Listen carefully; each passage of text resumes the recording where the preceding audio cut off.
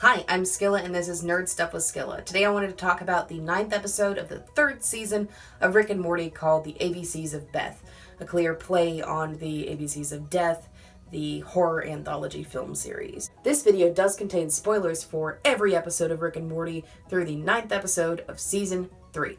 So please turn away if you are not interested in getting spoiled on that shit. This falls a little bit more into the formula of the first 2 seasons than this season has given us so far.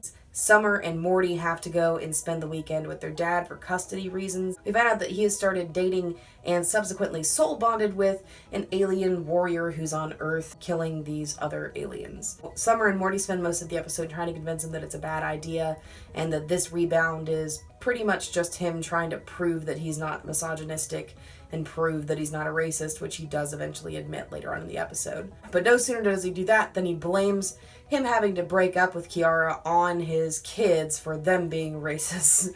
And eventually he does have to come clean about it, and then her previous boyfriend that she is rebounding with Jerry for comes into the picture and tells her, well, obviously you're just trying to prove something to me. And that's the end of that plot. It's really interesting to see Jerry actually have to admit some things, and when he does admit that he's a piece of garbage, Summer and Morty just leave. They're like, well, I think we did just help you, and then they left. That's pretty much the B plot line in a nutshell. It isn't super in-depth because we had a very heavy plot line with Beth and Rick. Now, Beth and Rick are going into a place that Rick built for Beth when she was a child. And later on we discover he built this for her to keep her from hurting other children and hurting innocent animals. And the only reason why they're going in there is because Beth left a friend of hers in there, and his father was called a murderer and a cannibal because his son disappeared without a trace, and he's about to be put to death. So in that situation, Beth finds a conscience and decides to go back and pull this character named Tommy, who's voiced by Thomas Middleditch of Silicon Valley fame, out of this other reality. So her and Rick go in and they discover that Tommy has grown up and survived by having sex with these procedurally generated beings and then eating their babies. A creepy, incestuous, bestiality-filled, cannibalistic romp. That's how I would describe this episode. Rick and Beth are in here, and Rick, as soon as he gets bored, he just dips. He draws a hole in the floor and pulls Beth through it with him. And then she goes back to try and fix what she did wrong, but ends up having to kill a bunch of these creepy half-creature, half-human babies and adults, I guess. And it doesn't really let us know whether she killed Tommy or if she let him live and just took a pinky with her, but she definitely attacked him and killed a bunch of other creatures. She realizes that she is very much like Rick in this episode, which is something that we've never seen before. We've always known she's a selfish person, someone who will twist others' words and do whatever she can. If she can get the high ground intellectually, she feels like she's won, which is part of the reason her and Jerry will never work out, because Jerry's kind of a dumbass and he just lets her walk all over him if she wants to. And the only way that he knows how to get back at her for taking the mental high ground is to be an absolute infant in their relationship. We found out that Rick made this world in order to protect the other neighborhood kids and harmless animals from Beth being a sociopath. And she tries to make excuses for herself, but then eventually realizes that she likes to make excuses for Rick because they're more similar than they are dissimilar. And she starts realizing that maybe she isn't this all-good person. She is an alcoholic. We've seen her drinking wine constantly throughout the series. And, Rick has his own addictions as well. This episode really lets you know that Beth is more like Rick than she is not like Rick. And maybe she's a lot more intelligent than we know, because instead of reaching her full intellectual potential, she went to horse surgery school.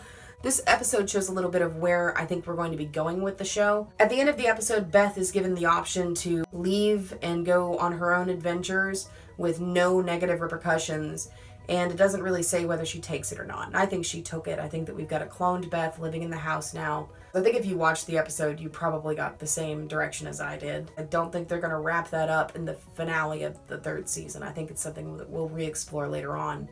But I think it would be interesting if maybe Beth becomes pretty villainous, or if she even becomes kind of like a super scientist hero of some kind. I would really love to see her plot expand and get bigger, and maybe she has to come back to help with something. Like maybe we're adding to this huge crescendo where evil Morty comes in and scoops up C-137 Rick, and then Beth, Morty, and Summer all have to combine their knowledge together to save Rick. I think that would be really interesting, and I think it's a likely direction for a big mid-season episode like we had this year, but next year. Now, as far as Summer and Morty are concerned, they both have had a lot of development this season.